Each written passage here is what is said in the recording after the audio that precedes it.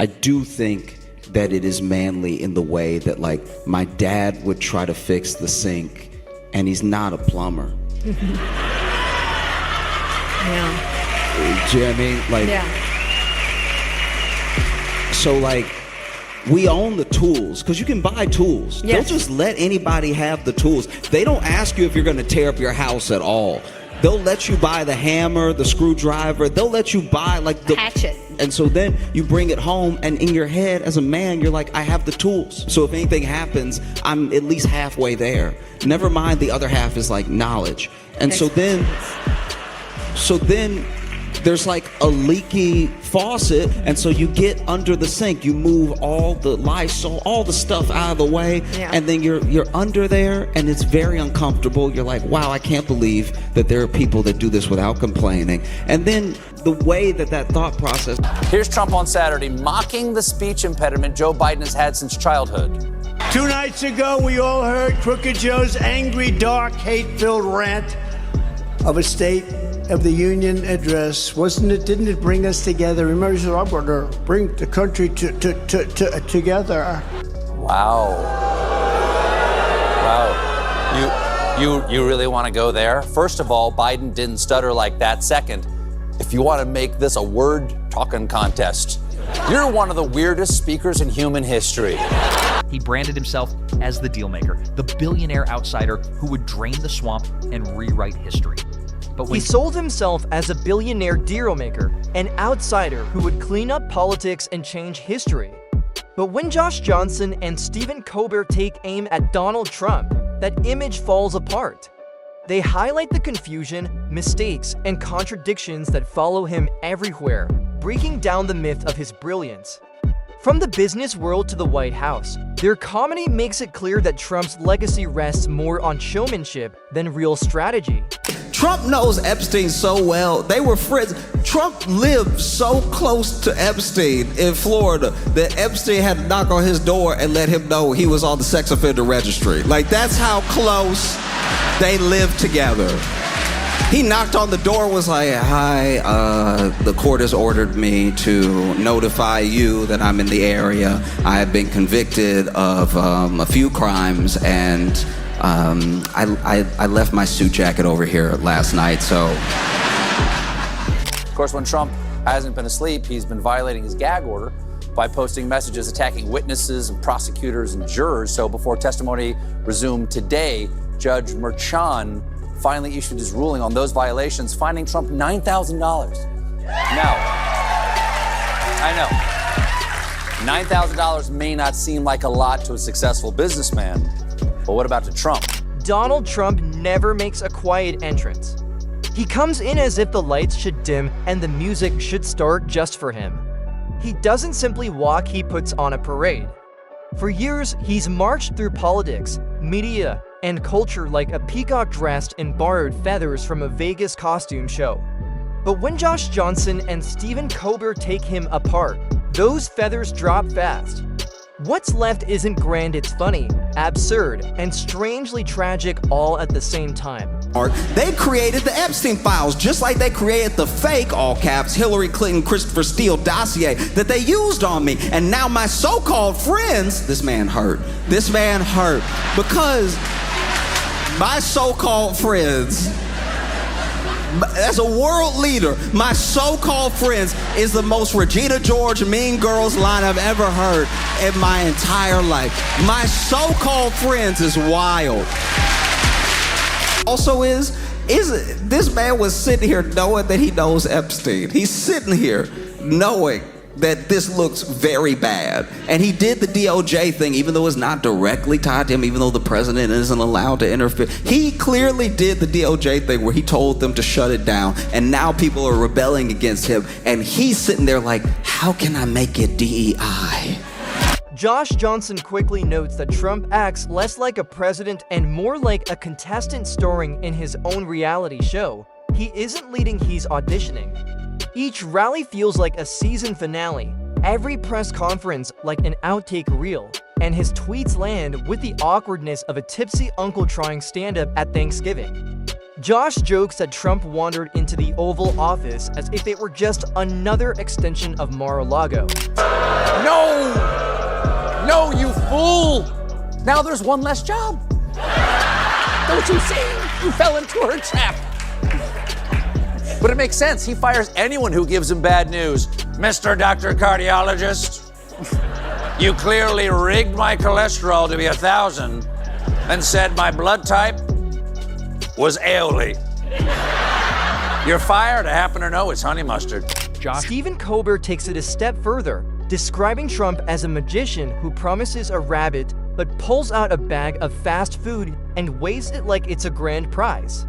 Trump thrives on spectacle, but his real skill is distraction.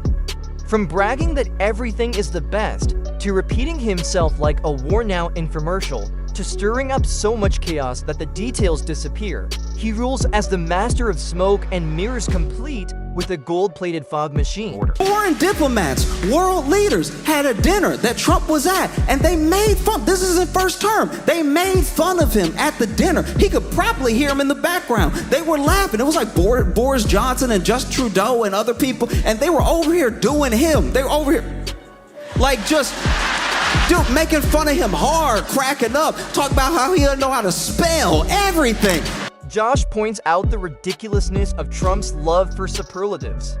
For him, nothing is ordinary, it's always the biggest, the greatest, the most tremendous. If he built a sandbox, he'd call it the most luxurious one ever made. If he lost at Monopoly, he'd spin it as a brilliant business move. His entire world runs on exaggeration so nonstop that reality itself seems to have filed a restraining order. Clearly, you are not eager to see Kid Rock dance the Nutcracker, but the bill's sponsor says that Trump is a patron of the arts and a staple of the pop culture landscape.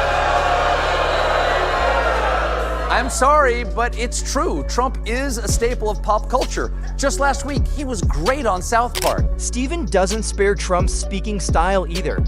Every speech sounds like a parody. Sentences begin with force, collapse midway, and then veer off in a completely new direction. He treats grammar the same way he treats political alliances, optional and often ignored. Listening to him talk feels like a GPS gone haywire. Turn left in, tremendous. Actually, we don't turn, we win. The left hates us. Recalculating. Josh laughs at how Trump views the presidency as just another way to extend his brand.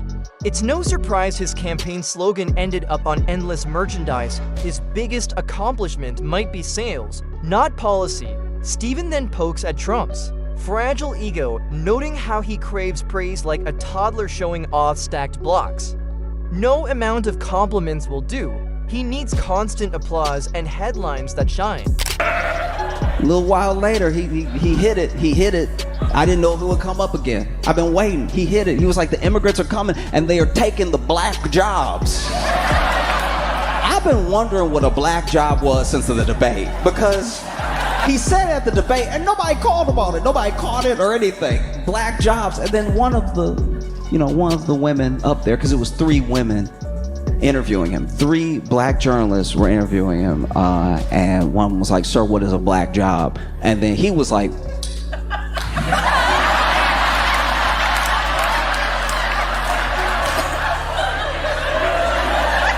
If the news doesn't praise him, it's fake.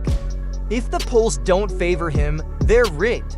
Trump isn't just insecure, he's the first president whose mood seems directly linked to crowd size. He could save a kitten from a tree, but if only a handful of people clapped, he'd probably insist on putting it back until CNN covered it. Josh mocks Trump's well-known love of fast food, pointing out how bizarre it is that the leader of the free world celebrated with towers of burgers like a college kid throwing the saddest Super Bowl party. Having guilty pleasures is normal, but serving championship athletes a spread that looks like a drive-through explosion is another story.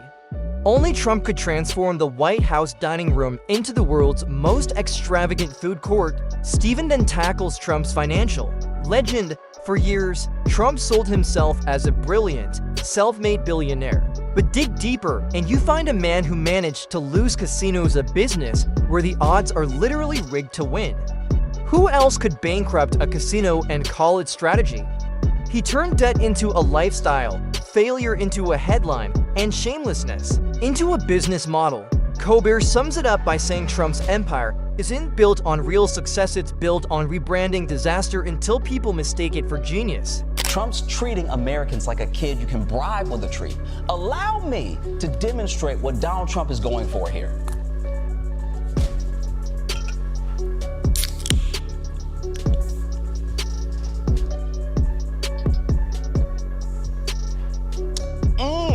I don't care about pedophilia anymore.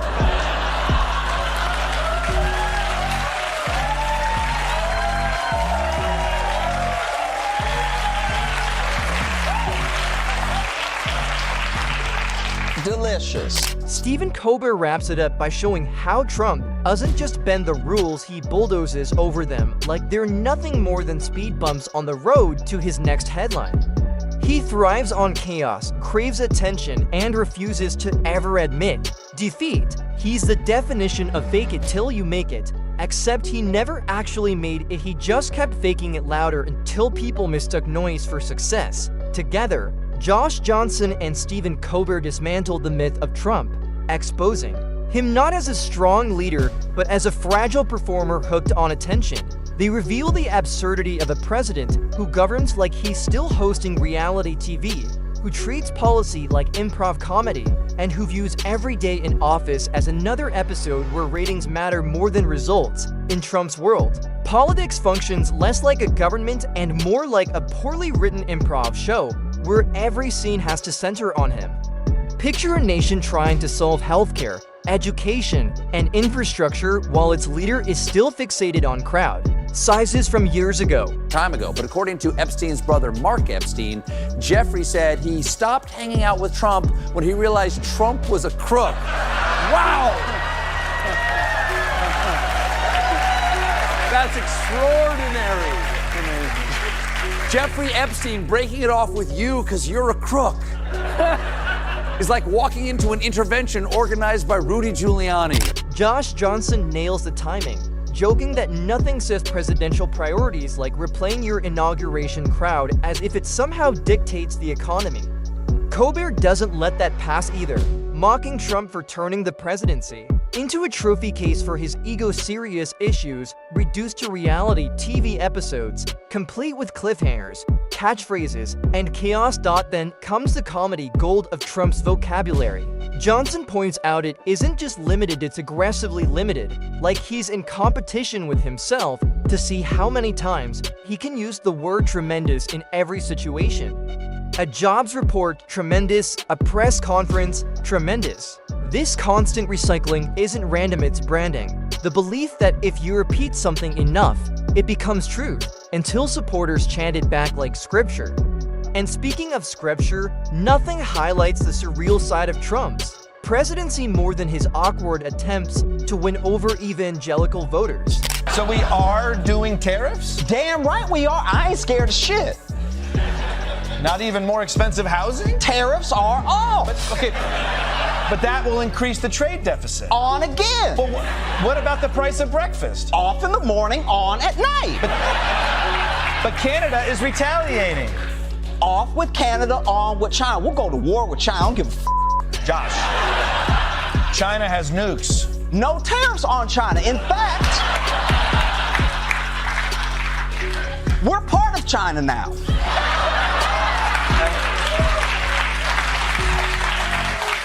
All hail President Xi, you're the snake, motherfucker. Get on board. Josh Johnson compares Trump's biblical references to a kid faking a book report on a book they never opened. The classic to Corinthians slip-up gets a laugh, and Colbert adds that Trump's version of the Bible probably comes with pictures, captions, and a foreword written by himself. The gap between his lifestyle and the values he claims to defend is comedy gold. Only in Trump's world could casinos, beauty pageants, and Twitter rants be packaged as holiness. But what both comedians really dig into is Trump's performance. As a perpetual victim, no one plays the martyr with more flair than a billionaire sitting in the most powerful office on earth. To him, every setback is rigged, every investigation a witch hunt, every critic unfair. Josh jokes about how exhausting it must be to always be winning yet always claim to be the biggest victim in history. Colbert piles on, saying Trump is the only man who could win the lottery and still complain the numbers were against him. This endless loop of grievance fuels his rallies, his interviews, and his post-presidency persona as self-proclaimed underdog who never stops bragging about being the top dog. Rooms, like they were in the closet. Some of them were in the bathroom. There's all this stuff like that. Now, the speech that he gave, the rally he gave that I was talking about before, was towards the end of his presidency. And I think this is what I think happened. He started bringing up the water pressure. I'm pretty sure he tried to flush documents that day.